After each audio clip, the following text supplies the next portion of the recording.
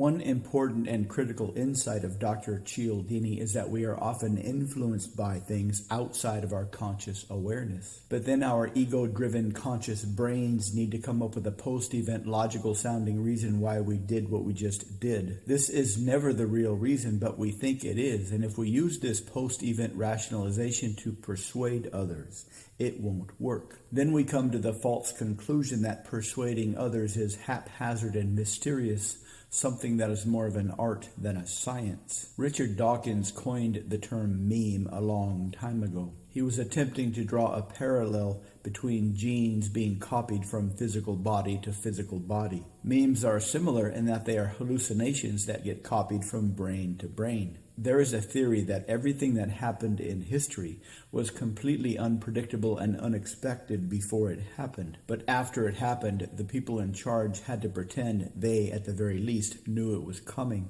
But in reality, they had no idea it was coming. But as a society, we very much need to believe that our leaders are in charge. There has been a very insidious advertising program going on essentially since the economic boom that happened after World War II. It's based on Dunbar's number, the idea that everybody has a certain number of potential memory slots in their brain for all of the people in their social reference group. This is an upper limit thought to be around 200 people. It's thought to be based on the largest possible tribe that could have existed back when we were hunter-gatherers. Because humans are bound by social proof and authority, this means that each group of 200 people can be thought of as an individual node in a larger society. Each node can have a certain personality, characteristics, traits, etc. Managing so many nodes in a society of a few 100 million is very difficult, to say the least. Kind of like trying to unite a million separate tribes. The advertising strategy, which has been embedded in nearly all TV advertisements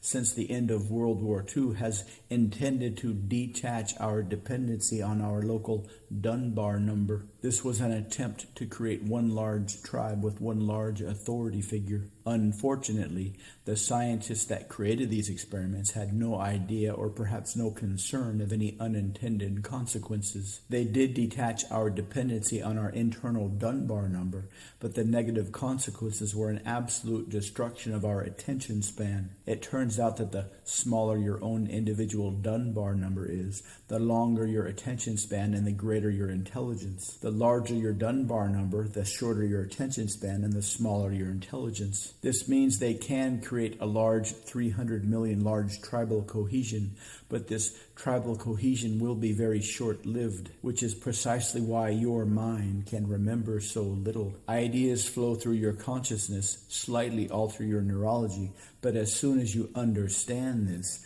you forget this. Of course, this may have been their intention all along. They do say that winners write the history books. If you are in charge and a bunch of significant and unpredictable events suddenly happen, you will do everything you can to take ownership of any positive outcomes and externalize any negative outcomes. This means that most of history is completely false, a post-rational description of that which was completely unexpected and misunderstood. Memes are very much like genes. There are some aspects which create a higher degree of replication. Some believe that memes are like seeds and our minds are like soil. And just like seeds and soils, if you plant too many different seeds in the same soil, the soil will soon be devoid of any nutrients. This is why it is so hard to remember things. So many different memes with so many different structures have been planted into our brains.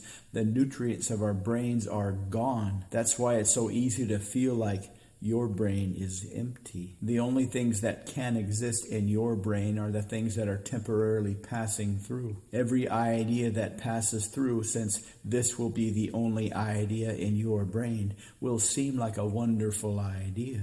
But as soon as this idea slides out, you'll be left wondering if you have anything in your brain at all. Cialdini recognized that if you can understand the normally out-of-conscious awareness triggers of influence, namely social proof and authority, you can easily get anybody to do anything. His main idea was that influence and persuasion, and to a large degree seduction, is really a science. All you have to do is get outside your conscious awareness and stay outside of your target's conscious awareness, and you can very easily get anybody to do anything. And since this will always be outside of your conscious awareness, nobody will ever know. You can get anybody to do anything, and nobody will ever know what's happening, since this is never inside of your conscious mind. What's inside your conscious mind is only what is needed outside of their conscious mind to get them to behave exactly how you want. And they will do whatever you want, and nobody will ever know what just happened.